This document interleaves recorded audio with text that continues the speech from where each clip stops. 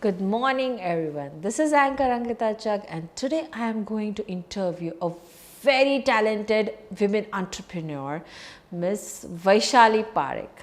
She is Saurashtra's most experienced expert in HR and business systems implementation, coach and consultant with a proven track record of success, renowned trainer with expertise in HR, 5S and leadership development, published author and columnist sharing valuable insights and knowledge, accomplished women entrepreneur inspiring others with her journey and achievements.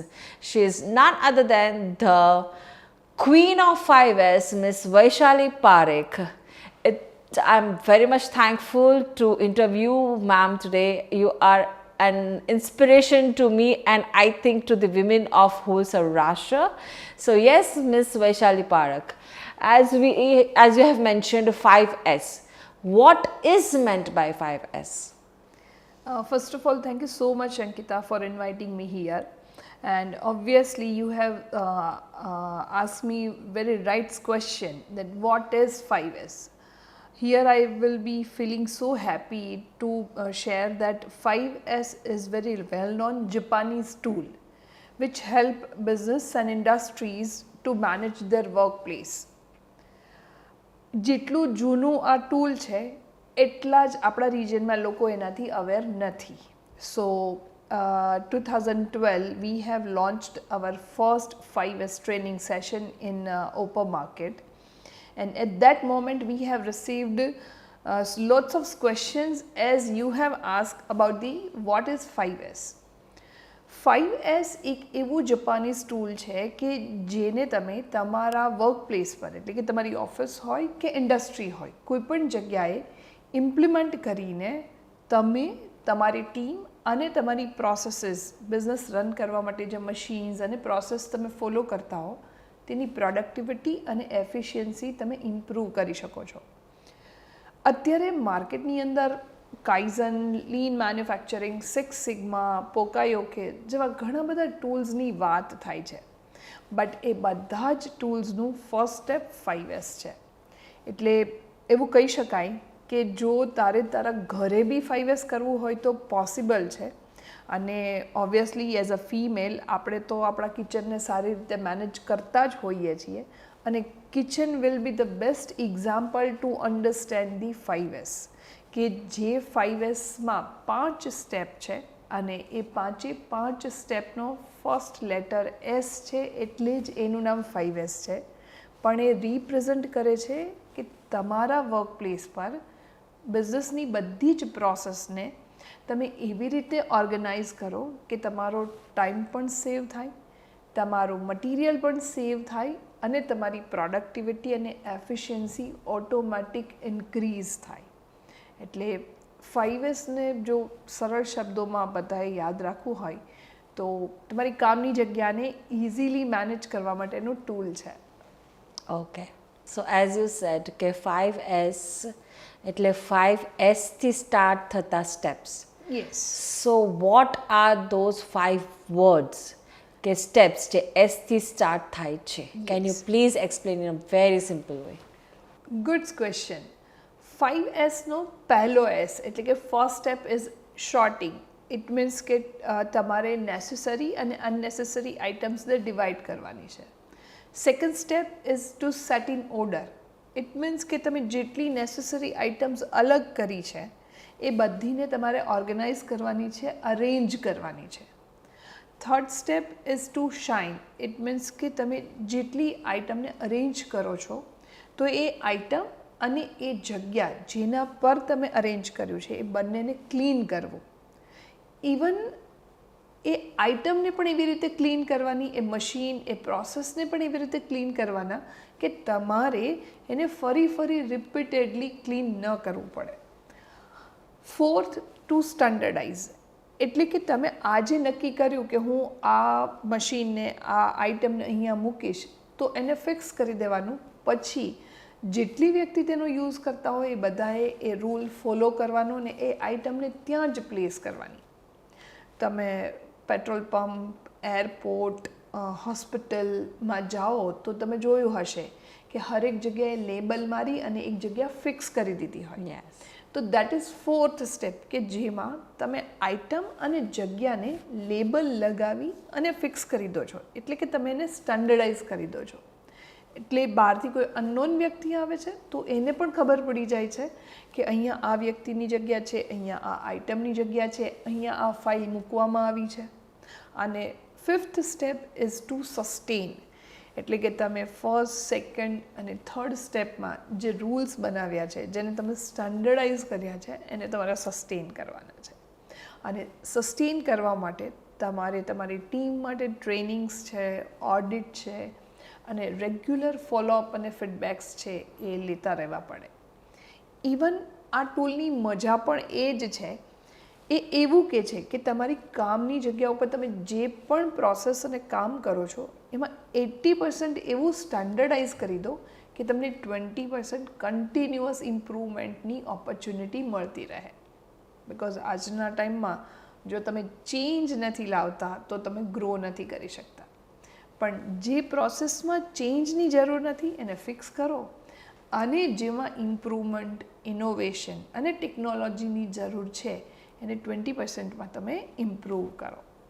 સો 5Sના 5 સ્ટેપમાં જે S છે એ ultimately એવું represent કરે છે કે તમારે તમારા બિઝનેસને sustain કરવા માટે જે પ્રોસેસની જરૂર છે એને તમે સ્ટાન્ડર્ડાઇઝ કરી અને તમારી ટીમને એવી રીતે સમજાવો કે તમને ટાઈમે પૂછે નહીં અને એ લોકો એનો ટાઈમ અને મટીરિયલ અને વેસ્ટેજ આ બધાનો કંટ્રોલ કરી શકે. એટલે અલ્ટિમેટલી આપણે જે લીનની વાત કરીએ છીએ, લીન મેન્યુફેક્ચરિંગ જે એક ટૂલ છે એનું ફર્સ્ટ સ્ટેપ 5S એટલા માટે જ છે કે તમે તેના ટૂલના બેનિફિટથી તમારી પ્રોસેસમાં જેટલા પ્રકારના વેસ્ટ છે એને તમે કંટ્રોલ કરી શકો.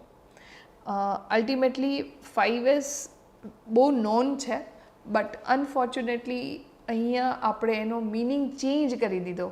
એટલે લોકો એવું માને છે કે જેમ વર્ષે એકવાર દિવાળીએ આપણે બધા સાફ સફાઈ કરીએ એમ ઇન્ડસ્ટ્રીઝમાં ક્લિનિંગ કરવું હોય તો 5S કરાય. બટ એકચ્યુઅલમાં એવું નથી.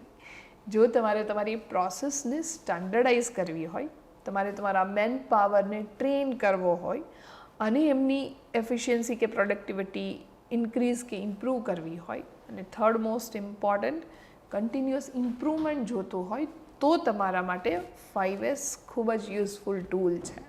So my next question is how 5S is helping, as you said that 5S helps in a growth and productivity.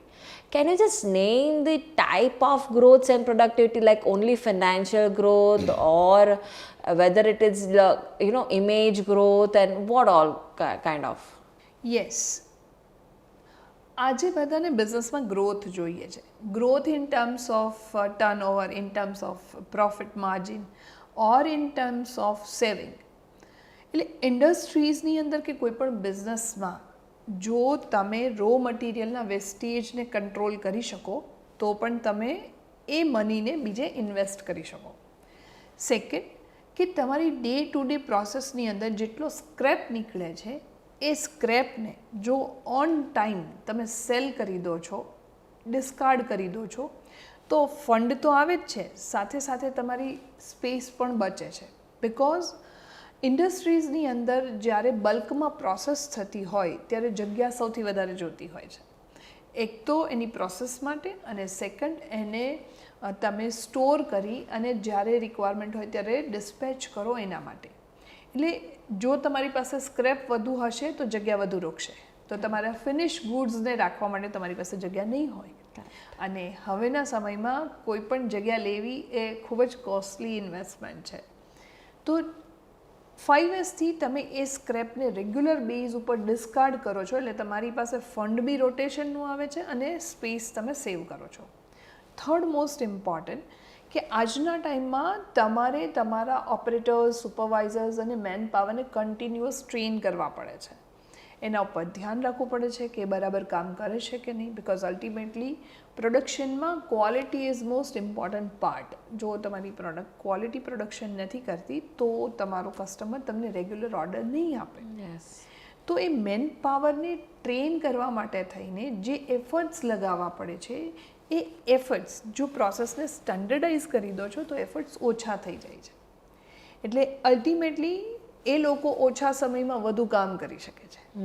એટલે તમારું રો મટીરિયલ વેસ્ટેજનો કંટ્રોલ, તમારી સ્પેસનો કંટ્રોલ, તમારા મેન પાવર પાછળ ઇન્વેસ્ટ કરવા પડતો ટાઈમનો કંટ્રોલ, અને ત્યારબાદ જો તમારી પ્રોસેસ સ્ટાન્ડર્ડાઇઝ થઈ ગઈ હોય, એક જ સિસ્ટમથી ચાલતી હોય, તો તમે નવી પ્રોસેસ લાવવા માટે વિચારી શકો છો. તમારો ટાઈમ તમે ડેવલપમેન્ટ અને ઇનોવેશન માટે આપી શકો છો. અને અલ્ટિમેટલી કોઈ પણ business step by step grow ત્યારે જ થાય છે જ્યારે કન્ટિન્યુઅસ નવું લઈને આવે છે. બિકોઝ કોઈ પણ પ્રોસેસ છે એના મશીનને તમે ઓટોમાઇઝ કરી શકો છો, પણ એના માણસને તમે ઓટોમાઇઝ કરી નથી શકતા. તો એમને ટ્રેન કરવો પડે છે. એટલે 5S ડિરેક્ટલી કોઈપણ બિઝનેસના 5 એરિયામાં ઇમ્પેક્ટ કરે છે.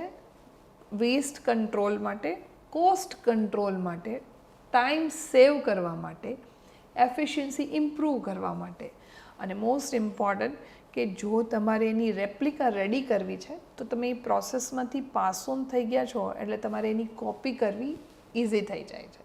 રાઈટ.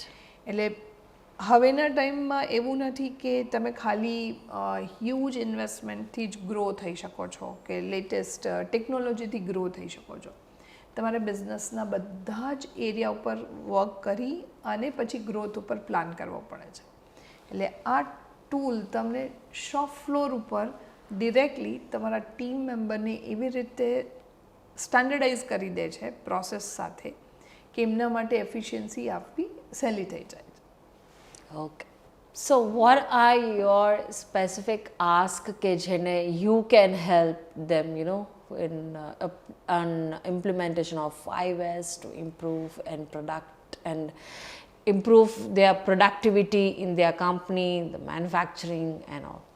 યસ, અત્યારે કોઈ પણ ઇન્ડસ્ટ્રી અથવા કોઈ પણ બિઝનેસ જે નવી પ્રમાઇસીસમાં શિફ્ટ થતા હોય અથવા જે લોકો એક્સપાન્શનનો વિચાર કરતા હોય, અને થર્ડ મોસ્ટ ઇમ્પોર્ટન્ટ જે લોકો એની ઓર્ગેનાઇઝેશનમાં કલ્ચર બિલ્ડ કરવા ઈચ્છતા હોય, એ ત્રણેય ઇન્ડસ્ટ્રીઝ અને ત્રણેય પ્રકારના બિઝનેસને હું હેલ્પ કરી શકું છું.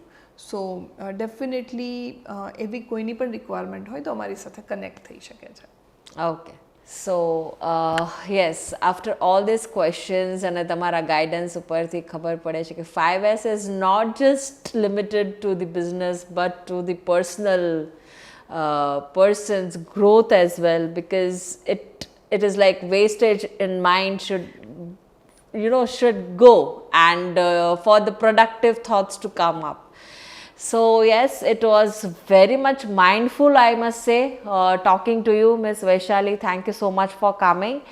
So yes, she was the queen of 5S, a very organized and a very hardworking women entrepreneur, Ms. Vaishali Parekh. Thank you.